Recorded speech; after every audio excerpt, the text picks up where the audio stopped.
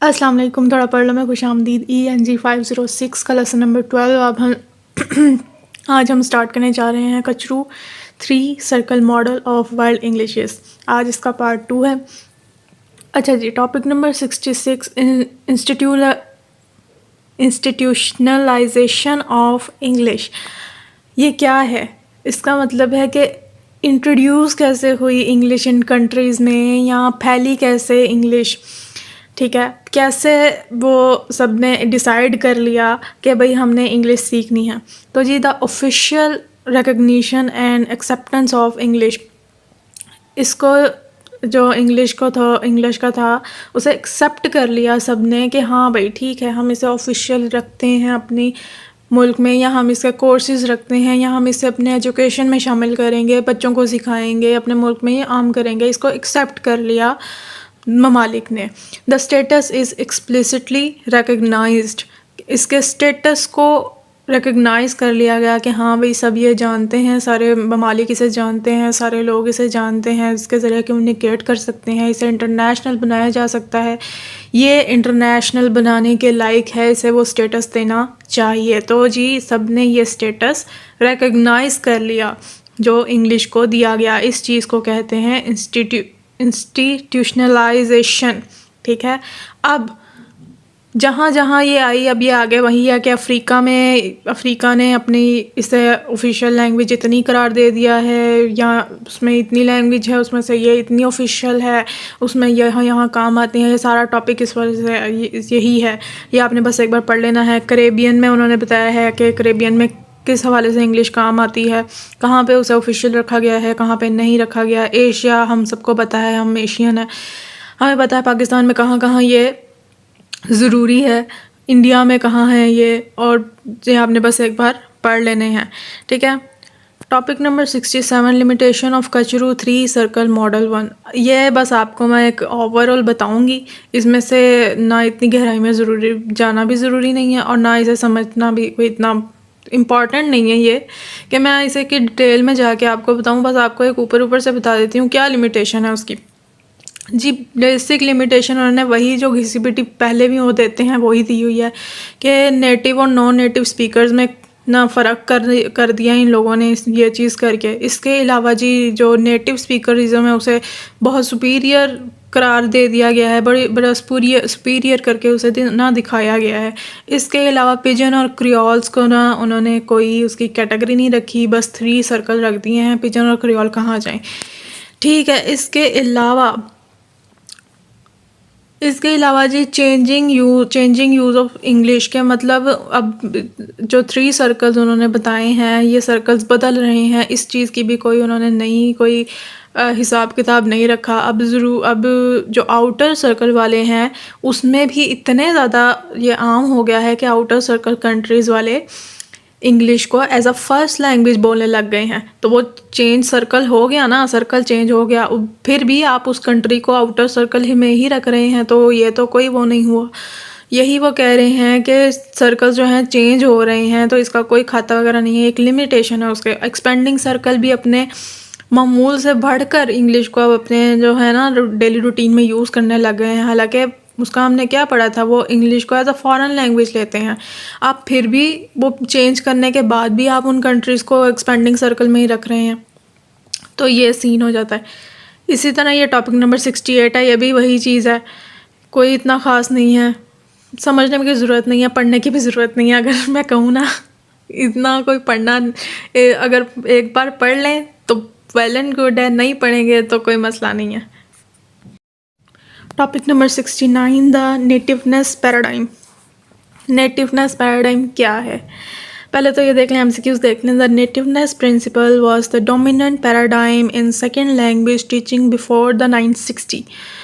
मतलब ये जो शुरू से कीड़ा है सबके दिमाग में कि ये स्पेशली हमारे मुल्क में कि जी नेटिव स्पीकर्स की तरह अगर कोई इंग्लिश सीख रहा है ना, या यहाँ पे कोई इंग्लिश बोले तो वो नेटिव स्पीकर्स की तरह बोले, वो उनके मॉडल्स फॉलो करे, वो उनके मॉडल को की तरह ही बोले, जैसे वो प्रोफिशिएंसी रखते हैं वैसे ही हम रखें। तो ये जो चीज़ है ये है नेटिव पैराडाइम। इस कॉन्सेप्ट ने it serve as a model as an inspiration for English language learning. सिखाते हुए भी हम जब हमारे स्कूल्स में कौन से मॉडल चल रहे हैं सबको पता है आपको, इंग्लिश मॉडल ब्रिटिश या अमेरिकन इंग्लिश चल रहा है, ठीक है। ये दो मॉडल्स हमें सिखाए जाते हैं और हमसे एक्सपेक्ट किया जाता है कि हम वही प्रोफिशेंसी लाएं अपने ज़ुबान में, प्रोनाउंसिएशन में, हम वैसे ही सीखें जैसे वो सीखते हैं। तो ये जो कॉन्सेप्ट है इसे नेटिव पैराडाइम कहते हैं। इसी चीज़ को लर्निंग में ले आना, टीचिंग में ले आना, ये सब वैसा, ये वही कॉन्सेप्ट है। क्रिटिसिज्म क्या है जी इसका? इस कॉन्सेप्ट ने क्या किया, इसने नेटिव और नॉन नेटिव स्पीकर को सामने रखा कि ये ही दो टर्म्स हैं बस। इसने सोशल फैक्टर्स को इग्नोर कर दिया। हम जैसे लोगों के जो आउटर सर्कल में हैं या जिनकी सेकंड लैंग्वेज है ये, हम जैसे लोग जो सीखते हैं इंग्लिश को, इसने उनके सोशल फैक्टर्स को इग्नोर कर दिया इस कॉन्सेप्ट ने ना। देखो, अगर एक जो है नेटिव स्पीकर, वो क्यों नेटिव स्पीकर कहला रहा है? क्योंकि वो उस कल्चर में पैदा हुआ है, वो बचपन से ही उस कल्चर में पला बढ़ा है, उसको वही ज़ुबान उसने पहले सीखी है, उसकी मदर टंग वही है। हम एक बड़े होकर हमारे सोशल फैक्टर्स अलग हैं, हमारे एटमॉस्फेयर अलग है, हमारी ज़ुबान अलग है, हम अलग से सीख रहे हैं इंग्लिश को, तो हम कैसे प्रोफिशिएंट हो सकते हैं नेटिव स्पीकर की तरह? तो सोशल फैक्टर्स को उसने इग्नोर कर दिया, नेटिव और नॉन नेटिव स्पीकर के ना सामने रख दिया, ठीक है। हमारी आइडेंटिटीज़ को बिल्कुल इग्नोर कर दिया। Restrictive social and professional identities, ऐसा ही है। हमारी जो सोशल आइडेंटिटी है या प्रोफेशनल आइडेंटिटी है उसको बहुत रिस्ट्रिक्ट कर दिया कि नहीं जी, आपकी चाहे जो मर्ज़ी, आप कोई भी सोसाइटी से आप बिलोंग करते हैं, आप कोई भी मुल्क से बिलोंग करते हैं, आपकी कोई भी आइडेंटिटी है, आपने इंग्लिश प्रोफिशिएंट होके बोलनी है। कैसे हो सकता है? सोशल आइडेंटिटी आप इग्नोर कर रहे हैं। एक पठान उर्दू तक को सही से प्रोनाउंस नहीं कर सकता, उसमें प्रोफिशिएंट नहीं हो सकता, तो फिर वो आप उससे एक्सपेक्ट कर रहे हैं कि वो इंग्लिश में प्रोफिशिएंट हो। तो ये चीज़ जो है इसकी क्रिटिसिज्म में आती है। इसके अलावा proficiency is determined by the order of acquisition of language. इनका कहना है कि जो आप स्टेप बाय स्टेप अगर एक लैंग्वेज सीखते हैं तो आपको प्रोफिशिएंसी आती जाती है, जबकि ये गलत है। ऐसा नहीं है, बचपन से ही हम इंग्लिश सीखते आ रहे हैं, कितने के हम प्रोफिशिएंट हो गए हैं सबको पता है, ठीक है। इसके अलावा overlooks the fact that English is used as the home and official language in many outer circle countries.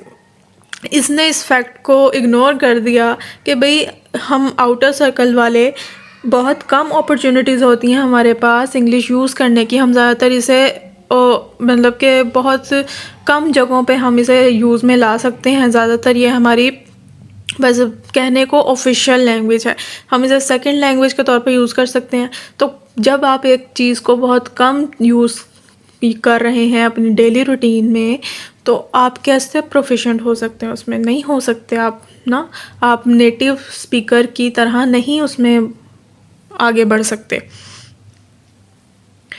ठीक है।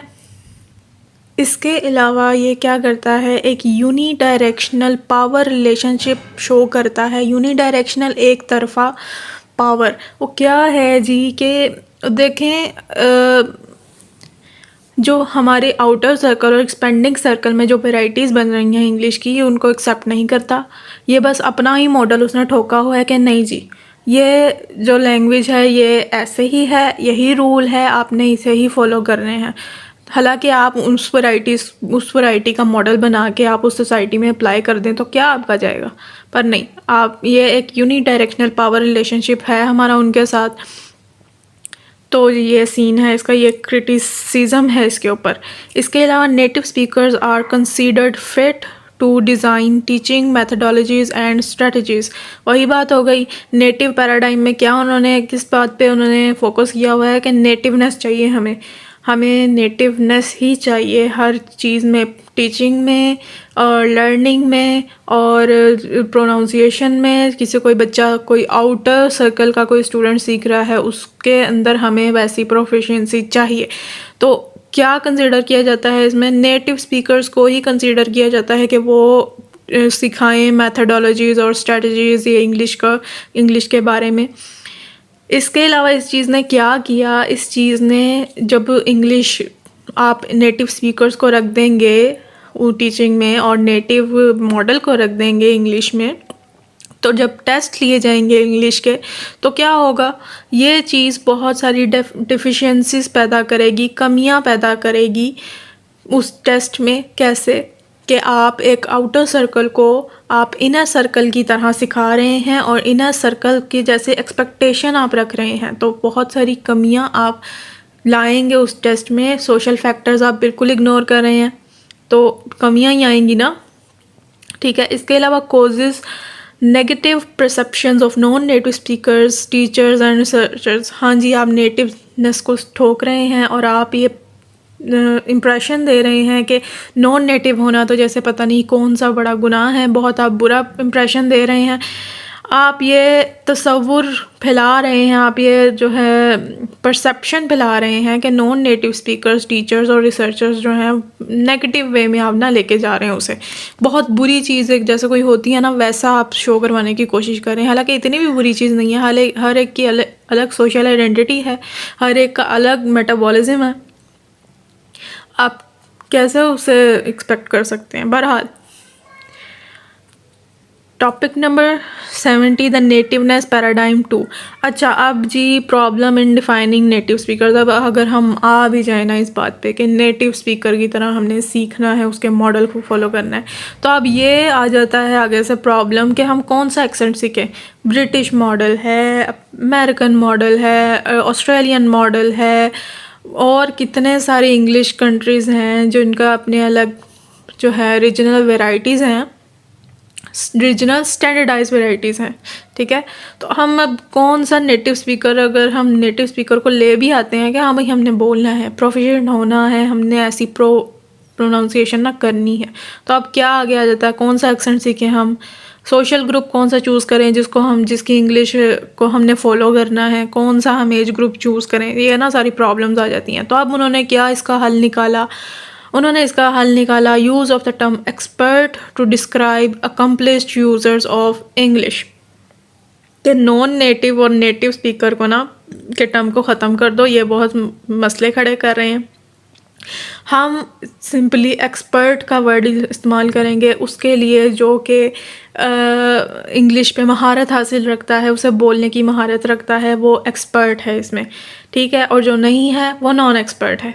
सिंपल, ये उन्होंने हल निकाल लिया। इसके एडवांटेजेस क्या हुए, एक्सपर्टीज़ इज़ नॉट आइडेंटिटी, ये किसी की आइडेंटिटी नहीं होती। जो जाहिर सी बात है, जो उसमें महारत हासिल कर रखता होगा वो, चाहे वो बलोची हो, चाहे सिंधी हो, चाहे जो मर्ज़ी हो, वो एक्सपर्ट कहलाएगा। नॉन नेटिव और नेटिव का कोई सीन नहीं है। इसके अलावा expertise is learn not innate, expertise हासिल की जाती हैं, ये पैदाइशी आपके अंदर नहीं होती। एक्सपर्टीज़ इज़ रिलेटिव, एक्सपर्टीज़ किसी की जागीर नहीं होती, ठीक है। ये आप अगर एक्सपर्ट हैं तो समझ लें ये आपका मतलब कि एक्सपर्ट कोई भी हो सकता है ना, बाय लॉ आप उसमें हम महारत हासिल करेंगे तो समझ लें आप एक्सपर्ट हैं। ये नहीं होगा कि नेटिव है तो वो एक्सपर्ट है, नॉन नेटिव है तो वो एक्सपर्ट नहीं है। आप बोल सकते हैं, आप प्रोफिशिएंटली बोल सकते हैं तो समझ लें आप एक्सपर्ट हैं, ये आपकी जागीर हुई फिर, ठीक है।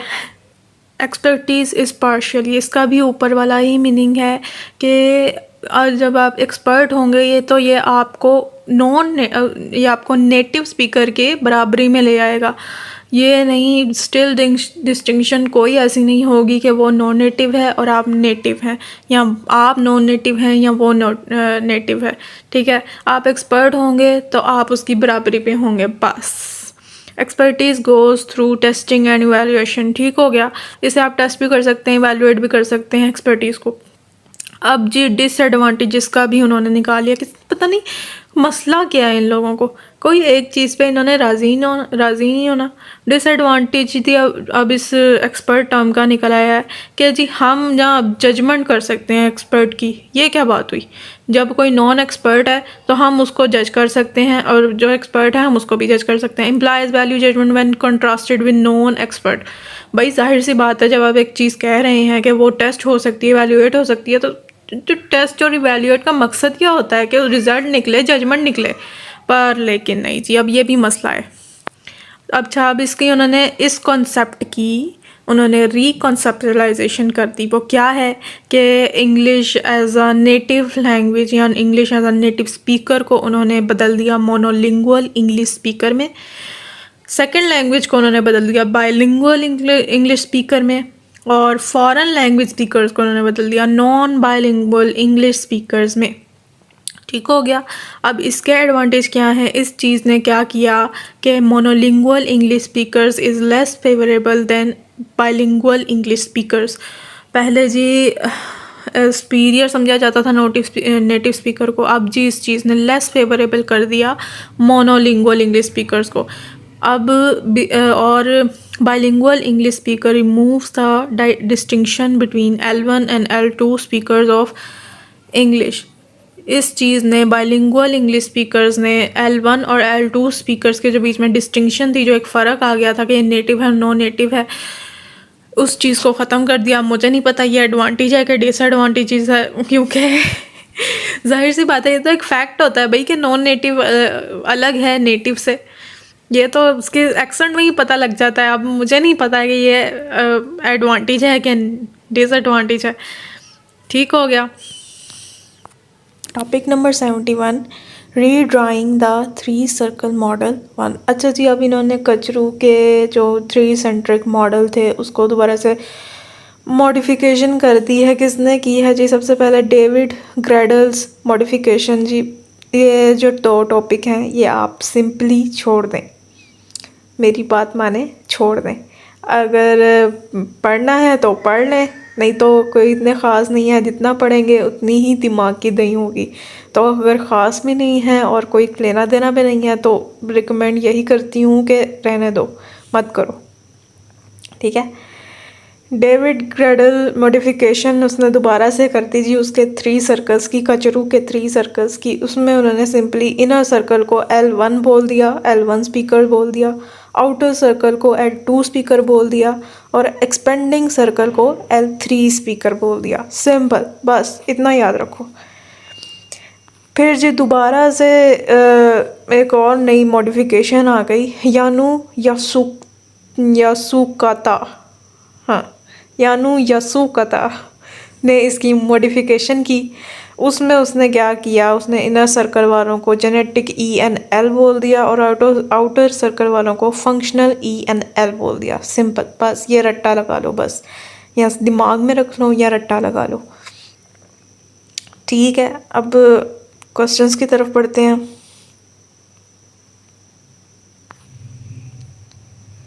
क्वेश्चंस,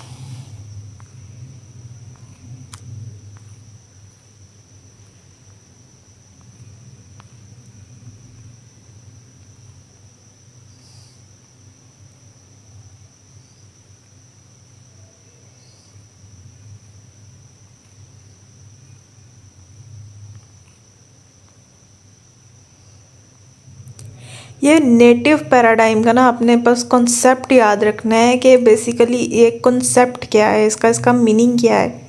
ठीक है, क्या सर्व करना चाहते हैं वो इस कॉन्सेप्ट के ज़रिए। ठीक, ये सब आपने इसका कॉन्सेप्ट याद रखना है और इसका क्रिटिसिज्म याद रखना है। बस थोड़ी सी क्रिटिसिज्म की 3-5-6 लाइनें याद रख लें बस, और कोई इतना मसला नहीं है।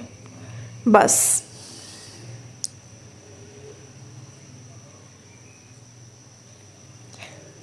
और इस चैप्टर में और कुछ भी नहीं है ख़ास। इसी के साथ होता है हमारा लेसन ख़त्म। अपना ध्यान रखें, दुआओं में याद रखें। अल्लाह हाफिज़।